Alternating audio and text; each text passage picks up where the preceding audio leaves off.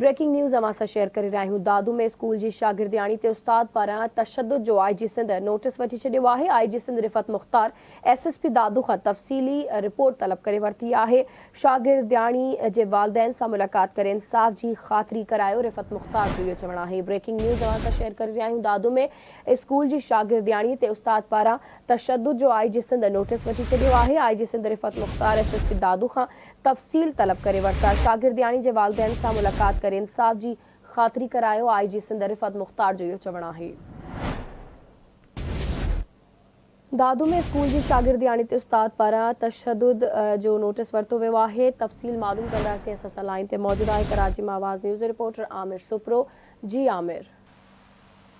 जी बिल्कुल। दादू भरिसां खुदाबाद जो जेको ॻोठु आहे उनमें प्राइवेट स्कूल में मुबैना 10 वरियनि जी जेकी शागिर्दियाणी आहे उनजी बाहि मञण जो IG सिंध राजा रिफ़त मुख़्तार नोटिस वठंदे SSP दादू खे हिदायत कई आहे त पुलिस जेकी आहे उन्हनि जो केस दाख़िल करे उन खां पोइ ॾिसे त ही जेको शागिर्दियाणी सां जेकी हुनजी बाहि भॻी आहे उनखे फुल तहफ़ुज़ ॾिनो वञे। IG सिंध जेको आहे इहे हिदायतूं कयूं आहिनि SSP दादू खे त पुलिस जी पहिरीं ज़िम्मेवारी आहे त माण्हुनि खे प्रोटेक्शन ॾे। जेकॾहिं नींगरे जी ॿारड़ी भॻी आहे मुबैना पारां नंढड़ी ते तशद्दुद करे ॿारड़ी भॻी आहे त IG सिंध जेको आहे रिफ़त मुख़्तार हिदायतूं ॾिनियूं आहिनि त हुनजो केस दाख़िल करे जंहिं बि तशद्दुद कयो आहे उस्ताद उनखे जल्द गिरफ़्तार कयो वञे।